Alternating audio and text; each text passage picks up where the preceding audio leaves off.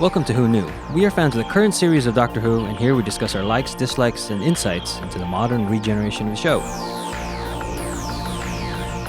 Subscribe, review, and listen to us on iTunes and Stitcher, or our YouTube channel, youtube.com/WhoKnewPodcast. All our episodes are on WhoKnewPodcast.com. You can leave comments there, or email us at WhoKnewPodcast@gmail.com. We also have an Instagram and Twitter account. Tweet at us at WhoKnewPodcast, and find us on Facebook. Today's episode is episode 10 of season 8, In the Forest of the Night. A forest appears out of nowhere. Not just in London, but all over the world. It's the most unexpected invasion ever. This episode is written by Frank Cottrell Boyce. It is directed by Sherry Folkson. It originally aired on the 25th of October 2014 and was watched by 6.92 million viewers. Hi, this is Eugene. Let's introduce ourselves. Kelsey. I'm first? I thought I was going to be last. Just leave it at that. I'm first. Hi, I'm Josh. Hi, this is Brian. Hey, it's Frank. Hello, this is Auburn.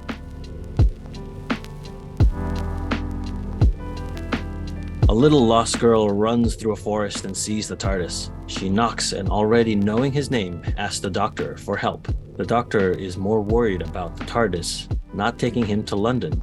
The girl says that they are in the middle of London.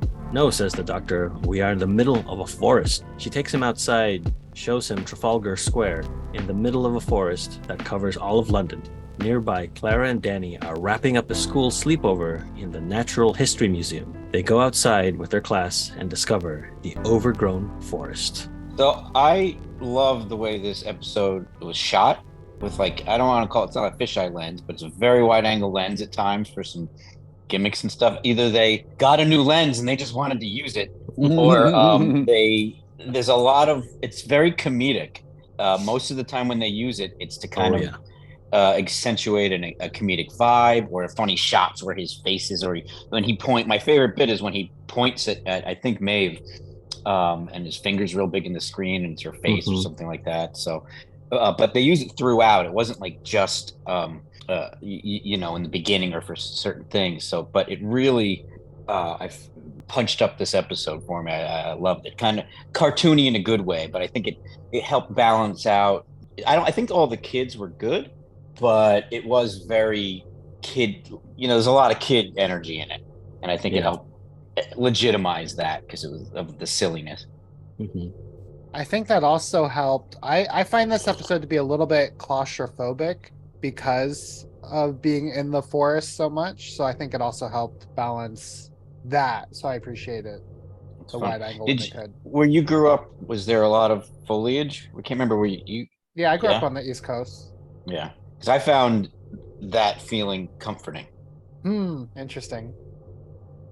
I did enjoy Maeve's, she just knows that the doctor's there. I found that very comforting as well. Going off of that, just that the doctor is here for help, and so she finds the police call box, reads the sign, and then knocks on the door, knowing that that's the doctor. And they have that skyline shot of London covered in foliage. And yes, there's a number of recognizable things in there, but I found it interesting. It reads to someone who doesn't know anything about geography. I almost said geometry. It helps it's good for anyone who doesn't know geometry. It's done well enough to see it's a city covered in foliage, but I don't think it has the impact on myself or us to see that skyline covered in foliage as would New York or Los Angeles or something like that. Do people usually spend overnight at the museum? It's a thing. Is that something that classes have done? I've not. Yeah, done, so. It's a thing. I mean, there was a whole trilogy night at the museum. Yeah. And it wasn't with a lot of kids. It was security guard. Come on. Because you can't take them real camping anymore because nature. But yeah, I've heard about it because when I first heard about it, I thought, oh my God, I would have loved that. Everybody else would have hated it. Right. I like Maeve is saying that Clara sent her, but in her head. So that was an interesting idea. Is Clara in danger? And then we go to the kids, and it's Clara has no idea. Going back to what Josh was saying it is kid-centric, but that's one thing I did like about it. It did seem this is for the kids episode. Because sure. sometimes we're getting too adult oriented. So this was the kids episode, and the kids are smart. Yeah. Yeah. You know, which was really nice, rather than seeing some of the other ones we've seen who are just more annoying. These were more kids, but they picked up on a lot of things. Why is this red circle broader than all the other ones in the tree? Yeah. Why is this happening? What is this going on? It just seemed they were bringing up a lot of great points, and that I liked. I agree with all of that. Yeah.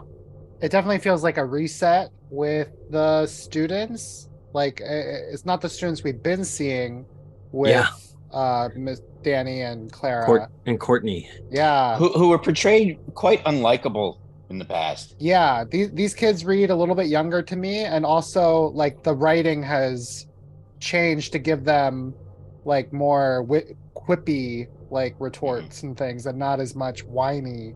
Like yeah. And another thing I liked because of that, what you're saying, Auburn, is it's showing these kids used to be like that. And because of their influence of Danny and Clara, they're changing and growing. So they're letting themselves experience other things. Because they do the little flashback about, wow, he said please. That's something he never would have said. And they show that. And right. At one point he goes, I can't handle my anger management at this handle anymore. So he is growing it, which I really liked, showing that they are having an impact, a positive impact on these kids. And teachers are important into how they interact. Frankie once again called out my favorite line of the episode.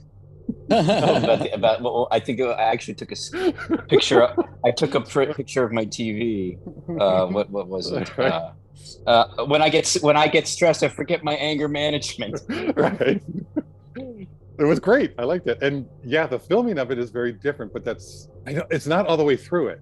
So it's just the Tardis, or is it Maeb's area that has it? It's because he does it with the kid. It's basically when it needs to be funny. It's like they used it when it works. I think it might usually have to do. I mean, as I have it playing here in front of me, I'll keep an eye out to see if they use it any other times besides when kids are around. But I think when the kids are around is usually when the comedy's happening. So maybe it's just a coincidence. And it is a great POV from Maeb's angle on the Doctor, especially when she's first entering. Yeah. The TARDIS. And they use it when it when they look at the Doctor too, and then later on when there's one with the little girl and Danny, it's shot like that. Yeah. So. I like the Doctor's line when she first comes in, and instead of the typical it's bigger on the inside, he compares it to Coke. It's like a Coke bottle. Yeah. Like the bottle is this small, but there's this much sugar in it. Like, yeah. I also like what he says. You're here to see a doctor. You usually have to have an appointment. I do like the writing of a lot of this. Even Maebh just going, well, I often get confused on things. I just stop saying things because people react so badly. That reminded me of kids in general. It was relatable. Kids are probably confused most of the time. They're just like, well, life is confusing. Or when you're a kid, you make a decision on, this must mean that, like what they're talking about, and then you kind of forget about it. And then you're an adult and you're like, wait a second, that doesn't mean that at all. Going back to the Coke and the sugar, who pointed that out? I did. Auburn. Jamie Oliver was, huge, like in the early 2010s, the 2010s. He was like making a lot of like policy changes in the British school system around sugar.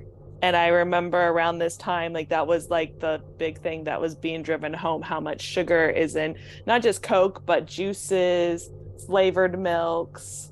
Like, yeah, I think if I was watching this as a kid, I would kind of gravitate toward this just because these are like my peers. And I think it's nice to see the audience that it's represented shown in a better light. Like I'm because my first thought was, why don't we have Courtney back? But then I'm like, oh, that's because she wasn't that good. And then these kids are better. She was also older. She was considerably older than these kids. Yeah, and I'm also thinking of like, why did we spend all that time with Courtney? What if we had spent that time with Maebh or somebody else? Yeah. And then this was the end of their arc. It would have been so much more meaningful. True, but they were trying to go somewhere with Courtney, I think, and they gave up on that. Something didn't work. Yeah, and again, I think I've said this before, but it shows me that they didn't have the planning that I kind of think Russell had in his tenure as the showrunner, because he knew where to drop in all the Easter eggs, if you will. Or maybe she was just in school and doing something she couldn't film. Yeah. I think I've asked this before, but I do remember talks of another spin-off with students. Oh, Class. Was this connected to these kids at all, or was it more No. like the Courtney kids? No. Class Okay. is much older, or Yeah. not much older, but older. High school, would you say? Right. Yeah, one of those, 20-somethings playing teens. Right, which is why I felt Courtney was more in that vein, right? Where these kids are like feel like they're playing more actual age. Yeah, I would But say I don't know, they might be like 30-something British kids, like Yeah, British yeah. actors. they're British 30. Come on. Yeah. Yeah. Yeah. The conversion doesn't work. There's also that scene where they're taking selfies of themselves, and it's very digitized. Yeah. Like earlier photographs on phones. Well, last episode we talked about Missy and the iPad, and this one has a lot of. They look like iPhones to me from Mhm. like their Yeah, I Smart, think they yeah, they're are. definitely smartphones. Yeah. When they arrive in London for the second time and the TARDIS uses the tram voice, like you have Mhm. arrived at your destination, has the TARDIS ever done that before? I don't think so. Okay. So it's just kind of a visiting London, this is what the underground does. Like it's the underground voice, right? Like I imagine that's That- what the trains. That's what I took it as, because you Yeah. see that sign later on when they exit. But then now that we're talking about it in my fan fiction, the doctor's like, no, we should be in London. And then he does it again and does it again. And then the TARDIS is like, we are in London. Yeah. Like, how do I Yeah. tell you that? This is yeah. The TARDIS was, put up with it. It's like, okay, that's enough. Be a little sarcastic. All right. I'll Yeah. like that. I like that. Clara phones the doctor and tells her to come and get Maebh, the little girl. Clara and Danny lead the children through the forest and reach the TARDIS. Across the city, Maev's mother gets on a bike and tries to find her daughter. The doctor explains to the class that the trees grew overnight, and he believes that the fabric of time has been messed with. Inside the TARDIS, he finds Maev's notebook containing drawings of a solar flare, and they realize that she is still outside in the forest, which is doubly dangerous because she's been hearing voices since her sister disappeared the year before. The doctor believes that Maebh is the key to all this. They go to get her when there is a rumbling and Nelson's pillar falls over, narrowly missing them. Watching a government crew unable to light the trees on fire, the doctor realizes that this has to be someone's plan. The natural order is turning against the planet, and as Maebh predicted in her drawings, a solar flare is heading to destroy everything. Dun dun dun. Oh, I like the way that the doctor appears to the class. He's kind of like in between us, the lion statue base and a tree. It was so And- funny. And I almost imagine that, like, I like to imagine that Capaldi like framed himself there, like saw that and was like, oh, wouldn't it be funny if I'm just like in between, like behind this tree? I will tell you that is consistent with this doctor, because he does the same thing in the episode Listen, where they're in that orphanage and then they're talking to Orson Pink, the young Orson Pink, and then they turn around and the doctor's like sitting in that chair that was vacant a moment right. ago. And then she commented Okay. like, how long have you been sitting there? And he says something funny. One thing that kind of bugged me, is really the only thing that bugged me in this episode, was when Maev's mother comes out with her bike and she bumps into that other woman. Like, London seemed very unpopulated. No, yeah. Mhm. And I get why there's a lot of foliage, could be blocking and stuff like that, and I understand why it would be that way production wise, but it's London, it's the British New York. It's just it felt weird that we only saw her bump into one other person. Would you want to go out in that? It's like, Well, what the heck's happening? I- And then, like Clara's saying, the paths are disappearing because everything's growing so quickly.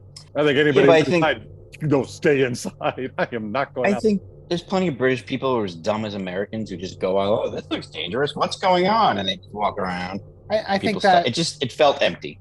I think that also contributed to like my feeling of that claustrophobia. Like there was no other people and it was all trees. And that was, I'm sure, in the intent because of what was happening. They did a great job, like always keeping stuff like foreground elements and then background elements. So you could, you Couldn't you tell. always felt Yeah. like you were trapped in a way. Yeah. Or trees could have grown in places that people were trapped inside their domiciles. So maybe that's why.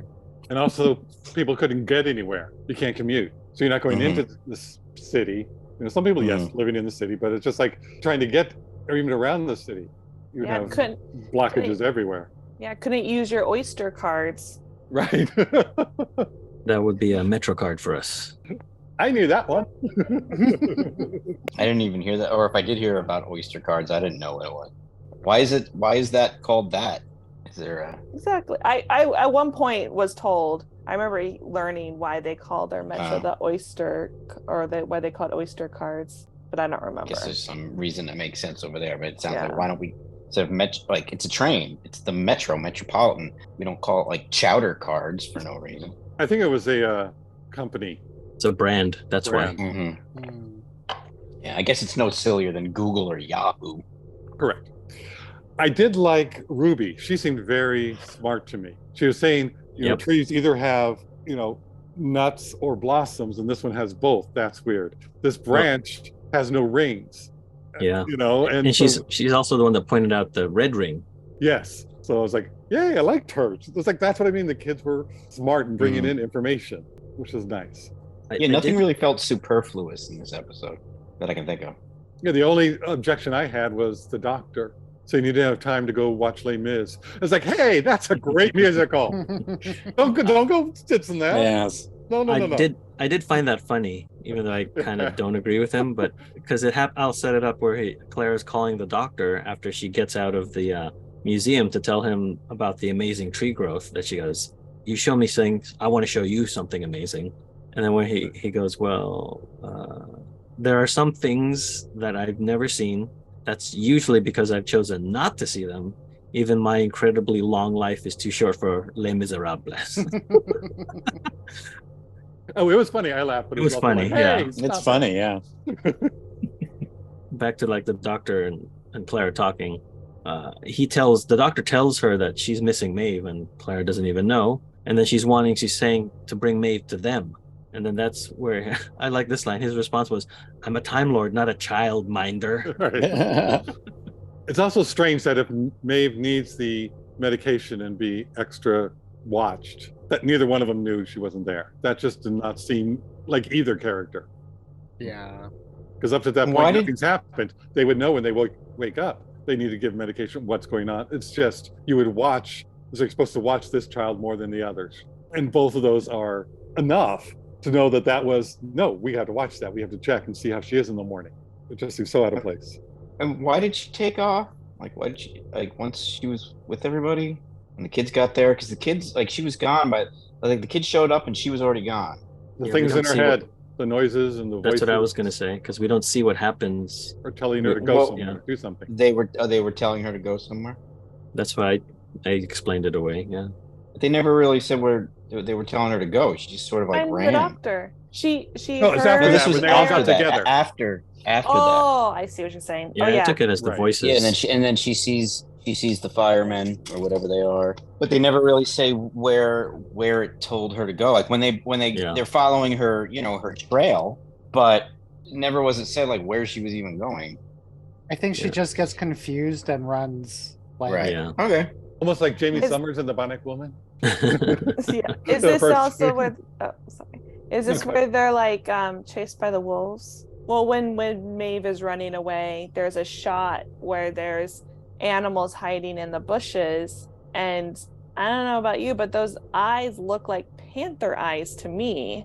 But then they turn out to be wolves. Yeah, I thought the same thing. And then the wolves run away from a bigger animal, and I was like, oh, the panthers that I saw. And I was like, no, it's a tiger. Yeah, I think they were just trying to put the wolves in shadow. At first, I thought they were just black wolves, because those exist. But then when they came to light, they weren't. And I was like, yeah, it's just kind of bad. That was a really neat shot with Maebh, and like how it went to her one side and racked focus to the bush, and then eyes appeared, and then back to Maebh, and then back to the other side, racked focus. It was really neat, but yeah, it was probably a different company or somebody working on that than working on the actual physical, or not physical, but computer wolves, full-bodied wolves. I think the whole reason for having the animals there was to have Danny save the day at one point, to have him show himself as a capable.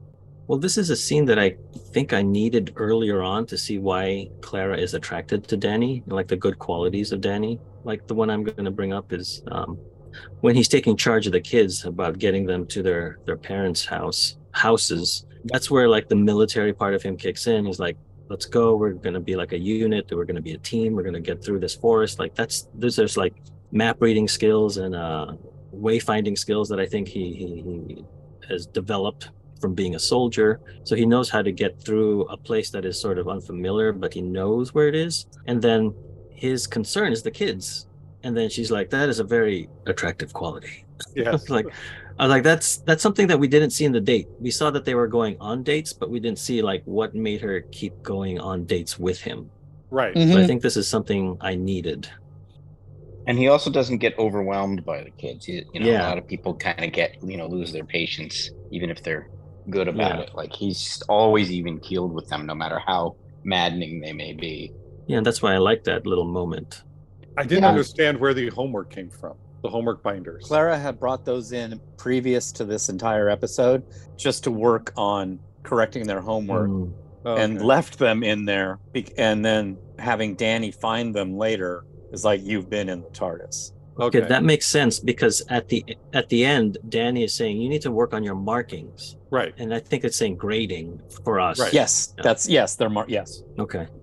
She needs to work on the homework, and also they dated the homework, so he knows that it's been in there a while. They didn't spell it out. Whatever. For the overall arc in the previous episode at the beginning, if you remember, Clara was grabbing everything from the TARDIS because she didn't want to leave anything there. Right. So again, this is like two people getting a similar assignment and coming up with two different responses, right? Like, so one writer had Clara making sure not even a toothbrush was left behind. The next writer, or I don't know however it worked out, is like, oh, she left all of her actual work in the middle of the console room. Like, so again, it's like something that you don't realize, I think, unless you watch them as we are watching them critically. But I think if you were there real time, like it would affect the characters because they're no longer seeming true because they just fit whatever situation. And that whole homework thing was weird. I like the Hansel and Gretel aspect of it, and then I like the Red Riding Hood giving her the red jacket. That's why I thought they were wolves from the whole time. Red Riding Hood and the wolf. That she started leaving the trail was a good idea, but you don't start with your phone. They're tracking the phone. Yeah, that she would have been smarter than that. And then the second thing was like a pencil case, like pencil take box, things out of the take a pencil out. Yeah. Well, you would miss a pencil as things were growing around it. That's true. You wanted something big enough, bright enough. But it seemed like she was emptying her knapsack pretty darn fast. Yeah, I'm just saying that there's stuff in the pencil case that you don't need to drop the whole thing that has other crumbs in it. Whatever. I would just like to say that Ender is now very much in a deep dream, and I think he's running through the forest. It's quite adorable. You ever see the video of the dog doing that, like running in his sleep, and then he kind of wakes up and runs right into a wall? No. Yeah. I did feel that her shooing away the voices in her head. Yeah. I don't feel like she did a very good job of it, acting wise. But I found it so adorable that I just didn't care. I mean, I thought of the same thing, but I'm like, it's a child actor. Yeah, which, they gave her a direction, and she interpreted it the way she interpreted. Yeah, it was so. I found it to be so charming. So I was like, because I see, why didn't they correct her and tell her to be more like this? I was like, you know what? Maybe that's the best she could do, or it's just so cute that they just left it. Yeah. And then you mentioned this earlier, Josh, but Maeve runs into the government guys doing the flame throwing of the trying to do whatever, and then they mentioned that they're Cobra, and I'm like, no, Cobra's the bad guys. Right, I know. It's like, Cobra, what does that stand for? By the way, can I be on the team that always uses flamethrowers? Because that'd be a fun job. Most of the fire effects were really good, and then when it was disappearing, not catching on fire, it looked a little, but most of it, I really liked the fire. Yeah, they did a good job on those. Can we talk a little? I don't know if you want to talk about this later or not, but location-wise, was this all a set? or were they somewhere that was foresty? They did go to a forest in Newport, they said. The Flower Woods. So yes, they did go on location. That's interesting. Is there, to a certain extent, some of it does look fake, Yeah, but not bad. Just like, so. So they went into a forest for a location, and then they added like the little hallmarks that would be reminiscent of London, like the base of the statue with the lion, right. the signs of the underground, and then they wanted to get like a double-decker red bus, but they couldn't get that. It was a bit too much. So what they did is they printed out a big printout, and then they hid it in the back. And on camera, you don't even bat an eye that the bus isn't there. Wow, they did a good job. Yeah, it was great. So there's some great lines with Danny and Clara and the kids trying to understand what relationships are. Like, I thought they were supposed to be in love, why are they shouting? And then I think Ruby ends up shouting at the boy that asked that question, like, kind of, being that Was that middle Samson? school. I think it was Yes, Samson. yeah. That middle school puppy love, like, kind of, Mhm. pulling the hair of the person you like. Right. Was fun. Going back to Maeve, when the doctor is trying to figure out what's going on, like this is an invasion. You need to communicate, coordinate to make an invasion. And Maeve goes, "You don't need a phone to communicate. I haven't phoned home, and I know my mom is worried about me." I was like, "Oh, Yeah, that's really good." That's fine. That was really great. I liked, Eugene, how like Maeve's line to the doctor there connected to the doctor's lines later when he was like, how do you reason with trees? You can't. He says a lot of stuff, but I picked out, you can't lie to trees as a nice line fitting like the doctor this season. I even like that it's consistent that the sonic screwdriver doesn't work on wood. And so yes, this is going to be a great mystery for the doctor because nothing he has is going to work. that was great. Like no circuits, no nothing. And I like how it was turning out. I mean, I think last episode was good. I think this episode's good, but it's sort of in the same vein of it's using something practical that we are all familiar with and we can relate to, trees and foliage. And he's misinterpreting the intention. It's basically a flip-flop. Yeah. In the last episode, he thought they were good. It could possibly be good. And they're just trying to talk and misunderstood. In this episode, he's assuming that it's an attack. So I think that's why I like these two episodes. I don't know if it might be a bit of a criticism if I'm going to be overtly critical that they just did the same story and flopped it.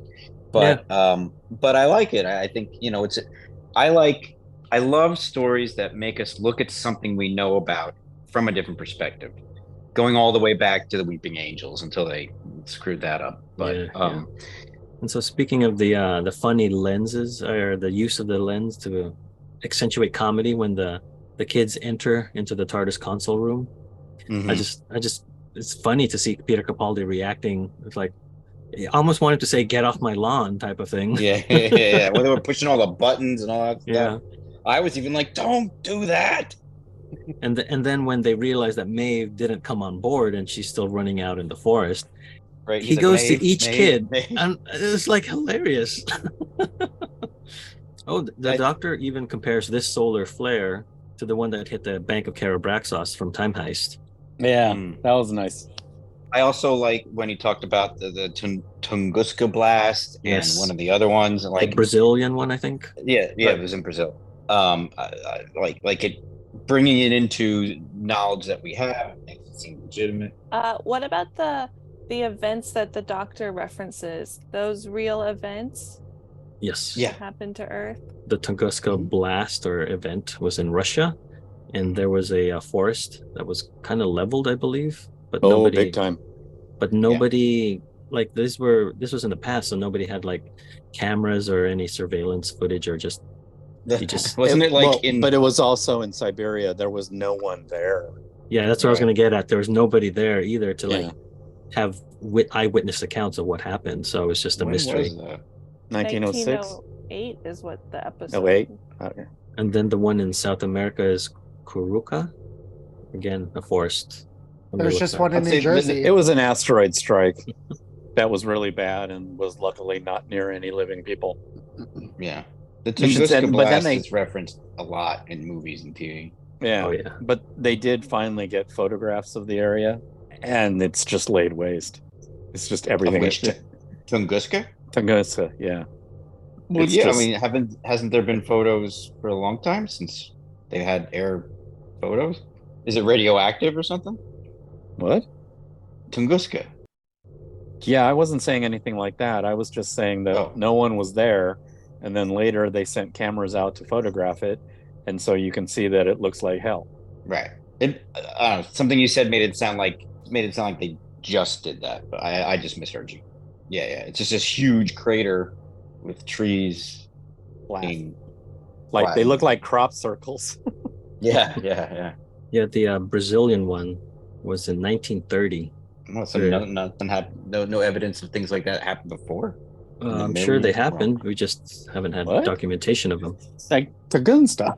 There's Yeah, that are there's that obvi- big crater out west. Crater Lake, Yeah, I think those are just recent events where there was where there like people around to then recount what it Right. how it affected the local Mm-hmm.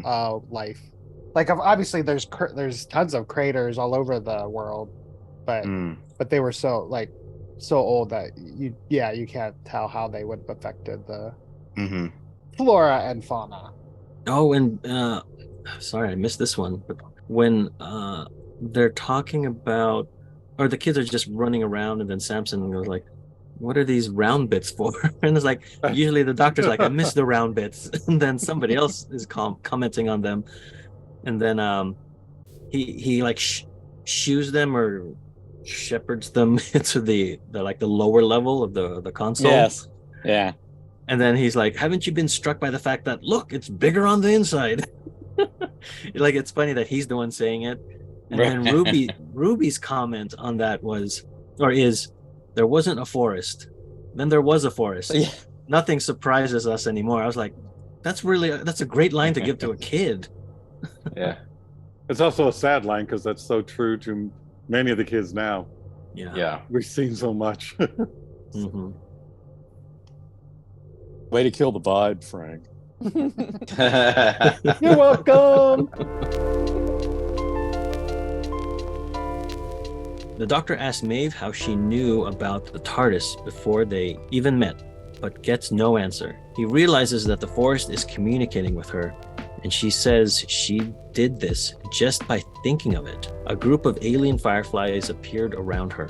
The doctor asks why they created the solar flare. They reply that they are immortal and they will outlive the human race. Clara tells the doctor they have to use the TARDIS to save at least some of the human race, but not the kids, because all they want are their families. And not Danny, because he won't leave the kids. She doesn't want to be saved either, because she doesn't want to be the last of her kind. Confused, the doctor asks why she suggested saving people in the TARDIS. She replies, so she can save him by getting him back to the TARDIS. He leaves, but keeps wondering about trees that don't burn. And like that, he realizes he was wrong. The trees aren't causing the solar flare. The trees are protecting the Earth from it.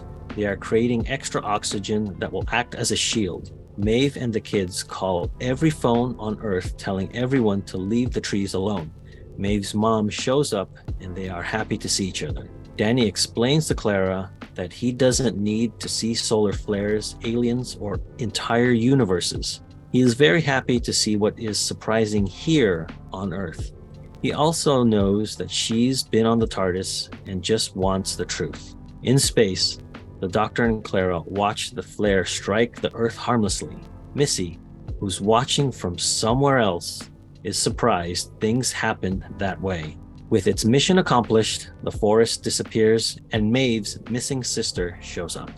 That was too convenient. Okay, maybe it's simpler than I'm thinking it may be, but like, what's the story there? Why was she Extremely missing? bad writing. Yeah. She's a teenager. She ran away.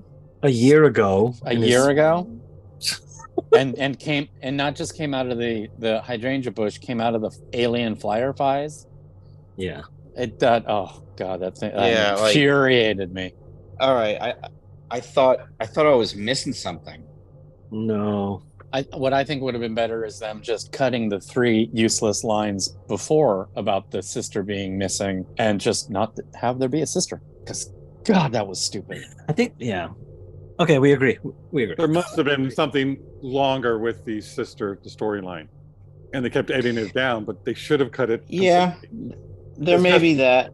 It also could have been the powers that be didn't want kids, because I remember hearing, oh, we had a problem on our show where one of the kids was taken by the bad guy and the other kids go save him, and it was like, we can't make it seem like a kidnapping because that'll make kids afraid of kidnapping. Correct.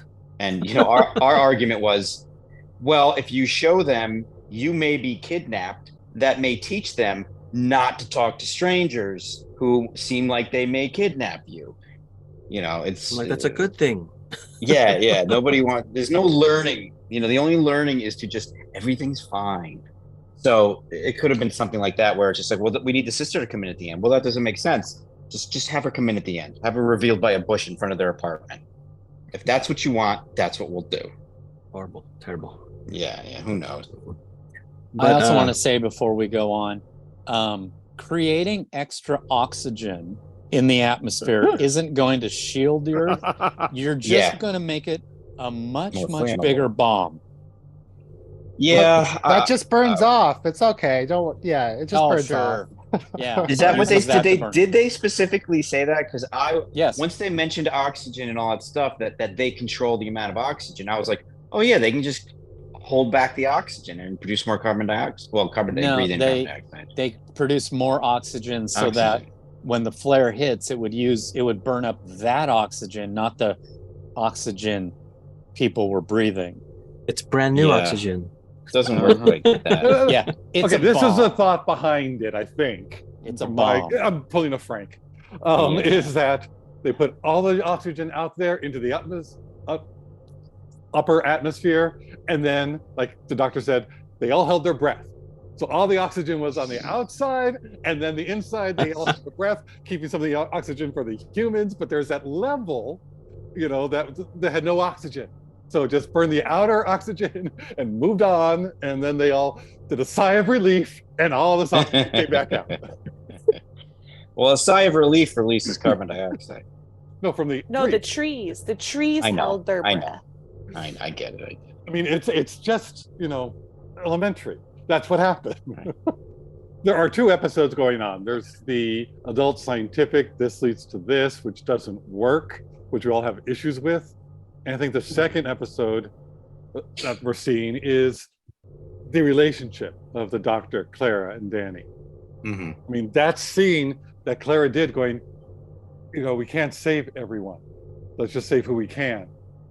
Was not including the people that are there. It was the doctor. She had that from the beginning. I liked that line, and seeing what she meant by it was, no, I had to get you safe. The kids, they can't live without their parents. We can't take, can we go get all the parents? She was just thinking practically, going, Danny's not leaving the kids aren't leaving their parents. I'm not leaving Danny, and so I don't want to be the last one. It's your time to keep going. I don't know. I think there would have been a kid or two saying, no, I can leave my parents if I live. And I just really liked how it was written, how it was acted. I thought it was really good. I also liked how Danny was saying, I want to see the things in front of me more clearly. He was more in the moment, which was really great. Going, no, that was great. You don't have to go off to have a full life. You don't have to, even on this planet, you don't have to go to other countries. You don't have to do other things. You can be in the present and see the wonders that are just around us. Yeah, I thought it was great. That was really great. I thought Danny was great in this episode. How he got the kids taking over, doing the march to get them going.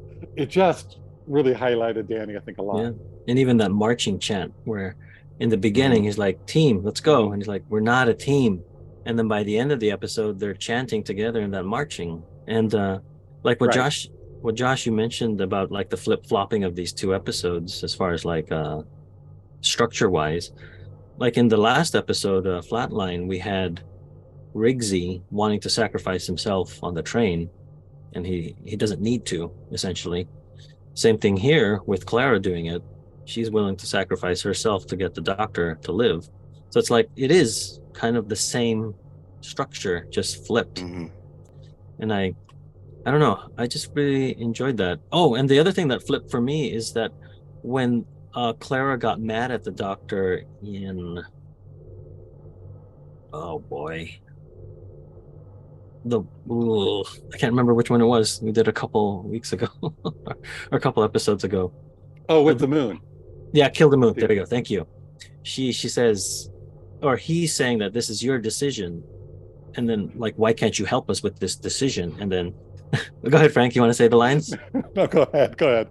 And then he responds with, "This is my world too. I walk your earth. I breathe your air," which is the same thing that she spout back at him for being inactive in that decision. Yes, I love that. It's I so remember her good. saying that, going, "No, doctor, shut up. You walk Yeah. with us. You breathe our air." It's like, I love that callback without really putting a pin on it or anything. Yeah. But it's just like, oh my gosh, we just saw that. That's perfect. I love Yes. that. So good.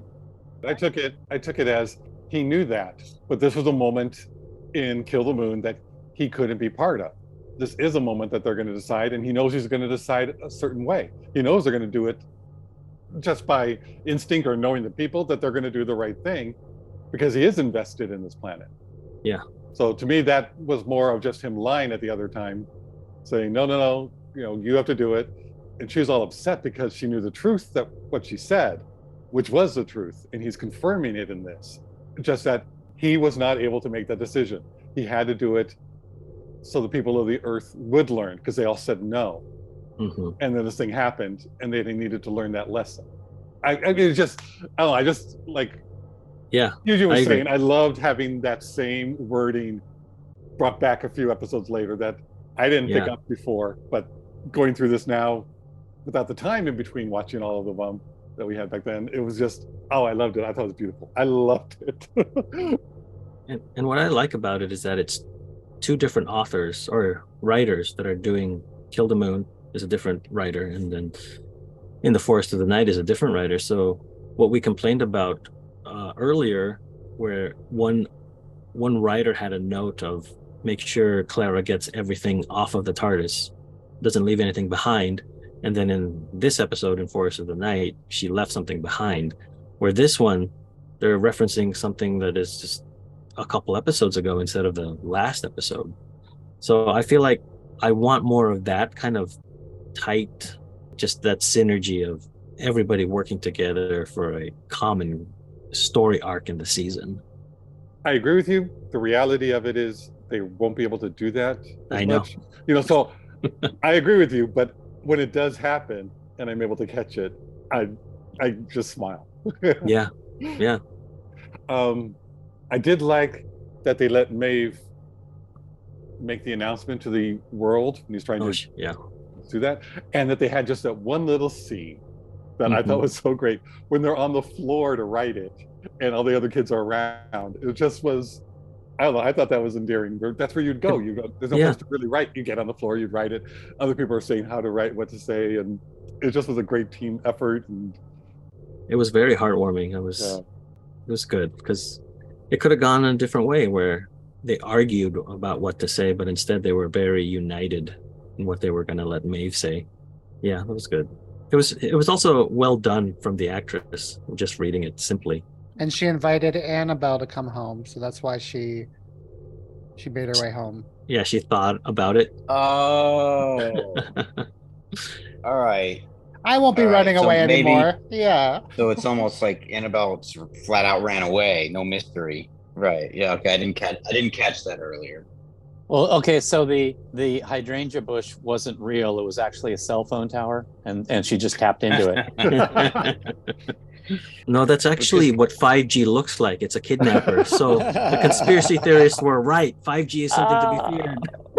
Like all the other foliage had already dissipated, but there's this one holdout bush.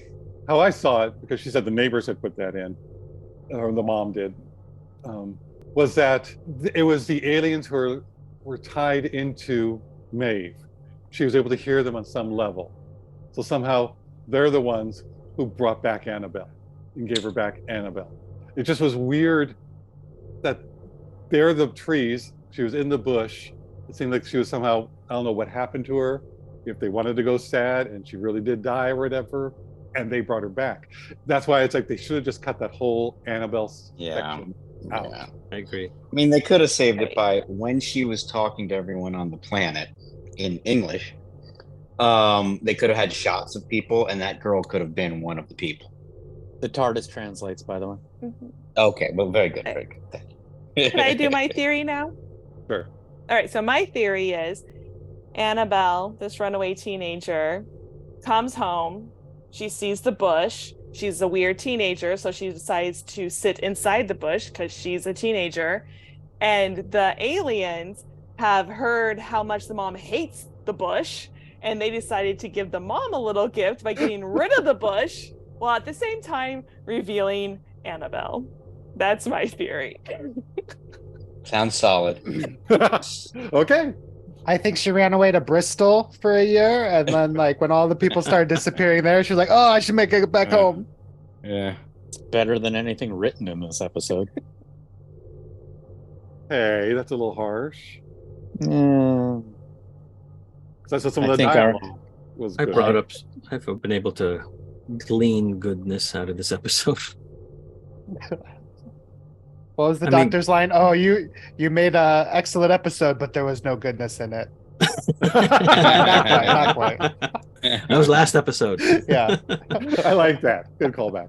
I mean, I going back to what Danny says about saying he doesn't want to see new things, but clearly see things in front of him.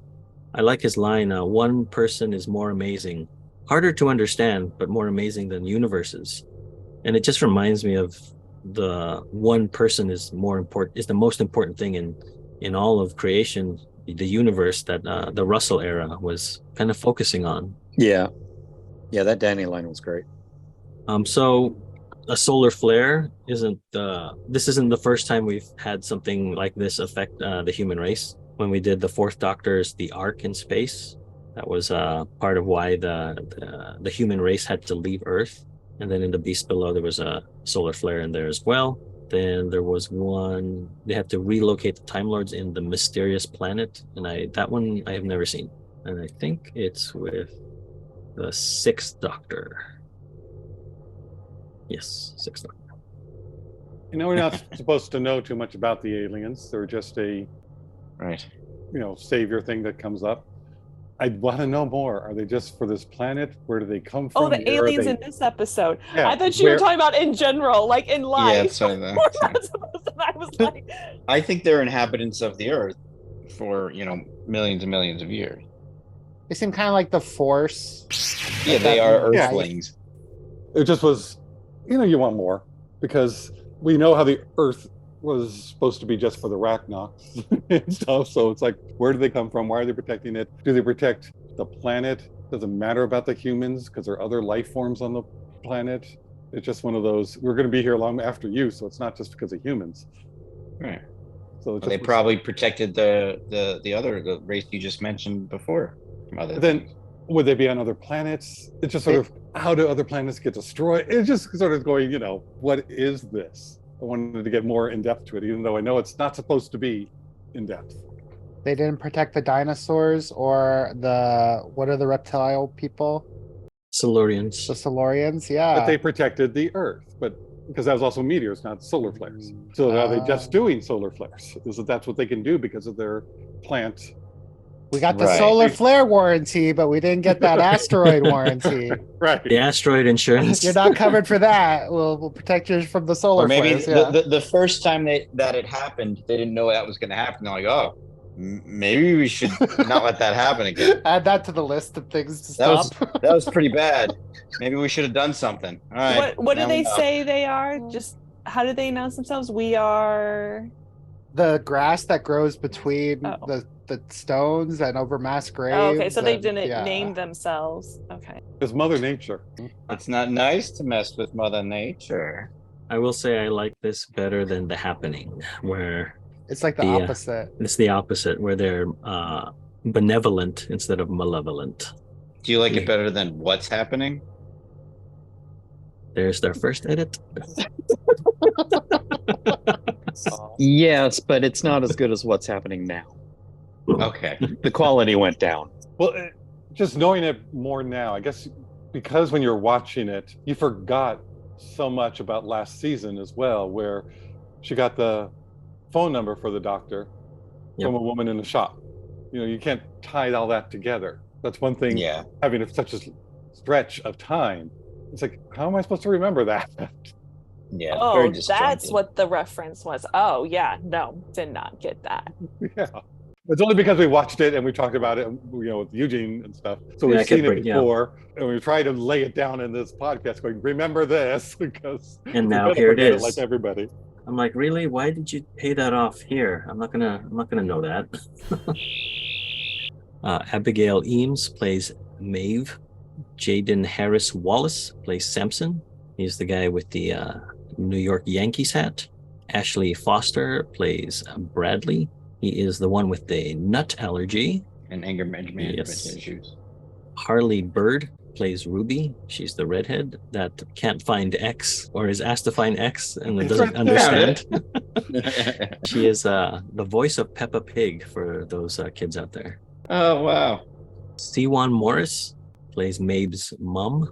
Harry Dickman plays George, the museum watchman. James Weber Brown plays the minister.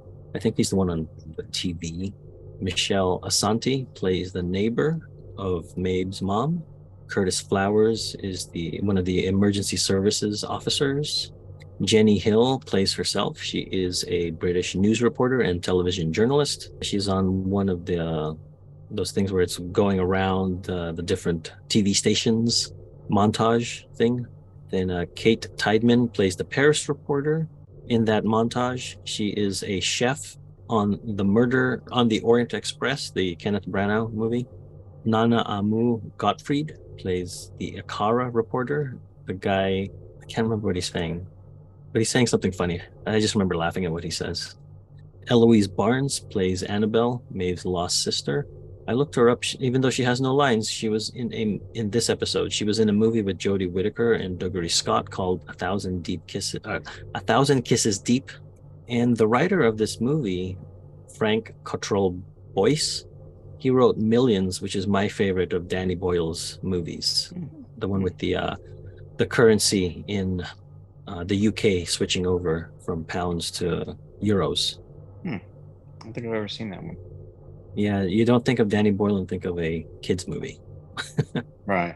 Well, he did another one that was quite universally accessible. Anyway, that's another conversation. That's for our other podcast. Yes. Anywho. All right. So We get it, Eugene. That was good. So in the Forest of the Night, who is this episode good for? Or more specifically, this episode is good for who? A new viewer, a casual viewer, a fan of the show, or a diehard?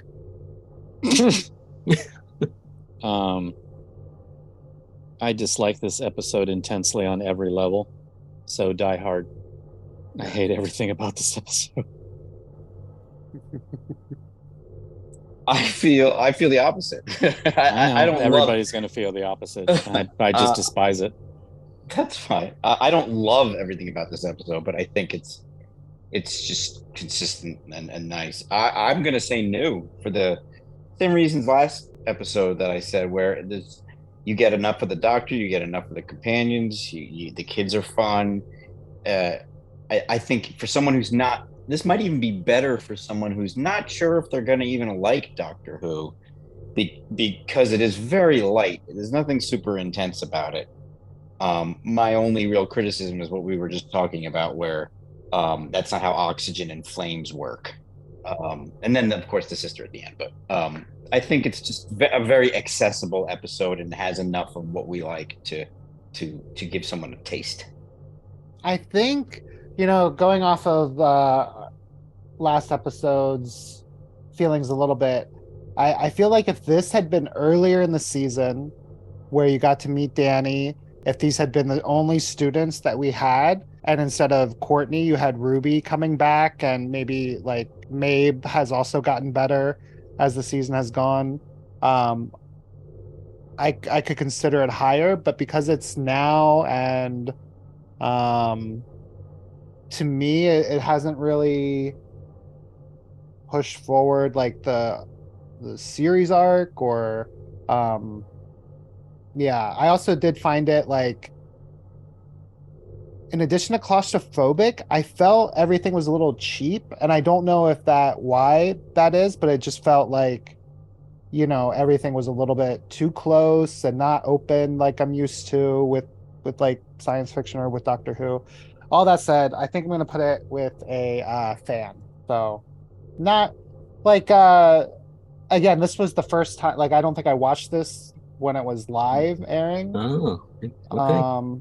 And I enjoyed it. Like I'm not saying that it wasn't enjoyable, but yeah, just like it doesn't do enough for me to introduce like the Doctor or show the Doctor in a very like Doctor Who typical way, or with some like twists and turns.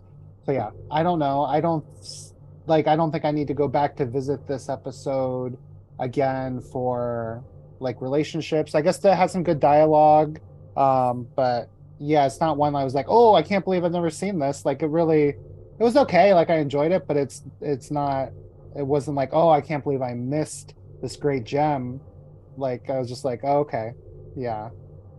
I really do not feel strongly about where to place this.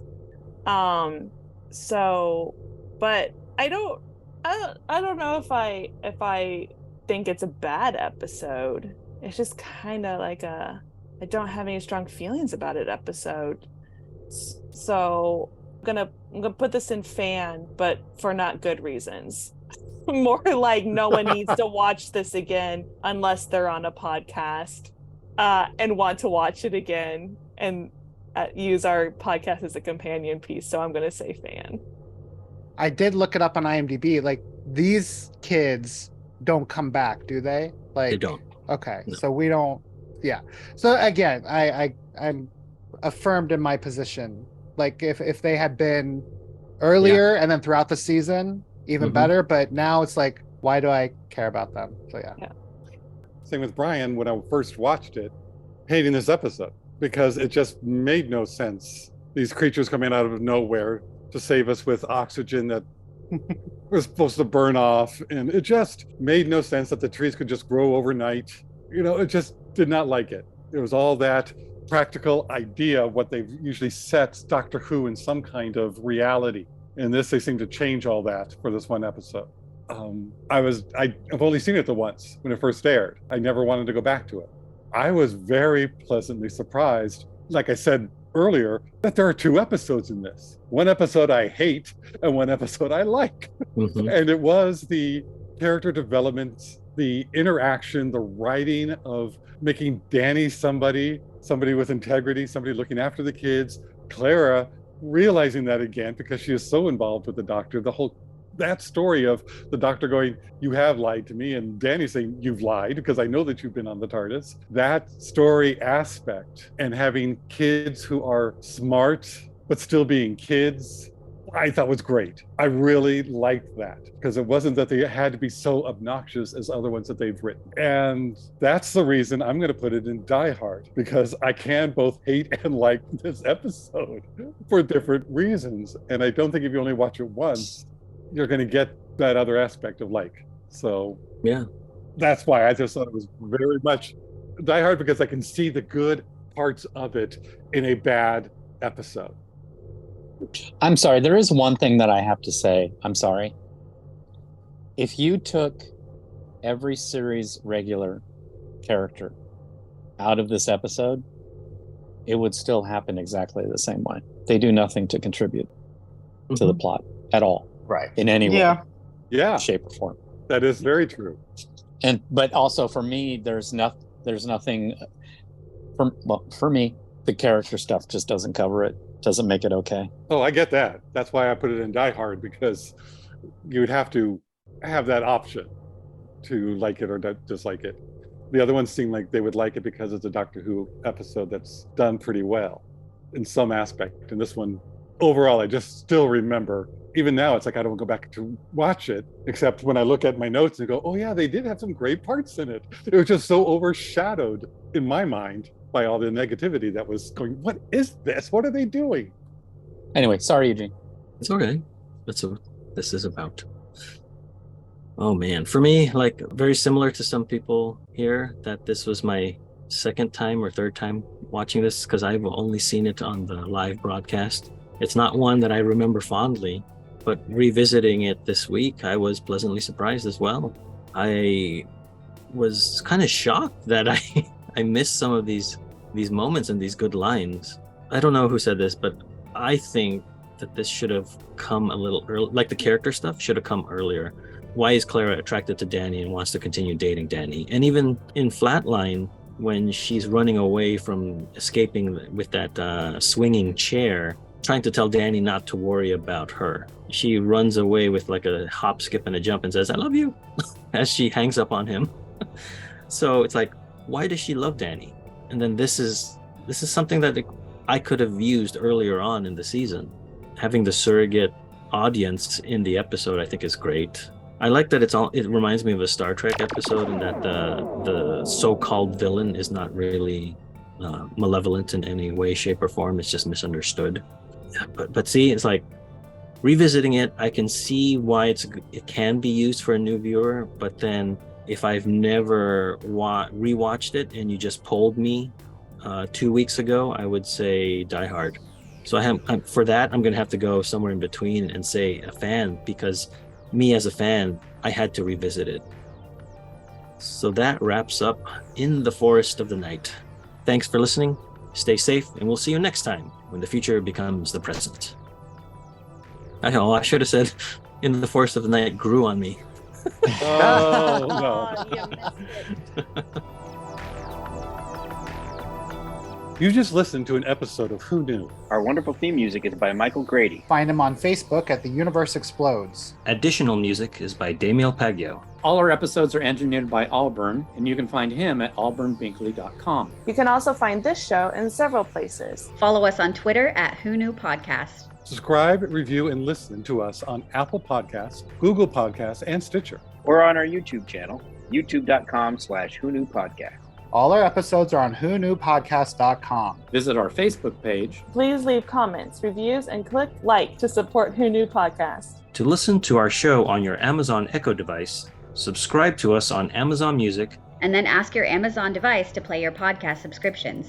This podcast is inspired by Doctor Who, The longest running sci-fi show in history. And especially the revival spearheaded by Russell T. Davis. Thanks to Russell, Sidney Newman, Verity Lambert, Ron Grainer, and all those involved in the adventures of our favorite Time Lord. Your work continues to inspire and entertain.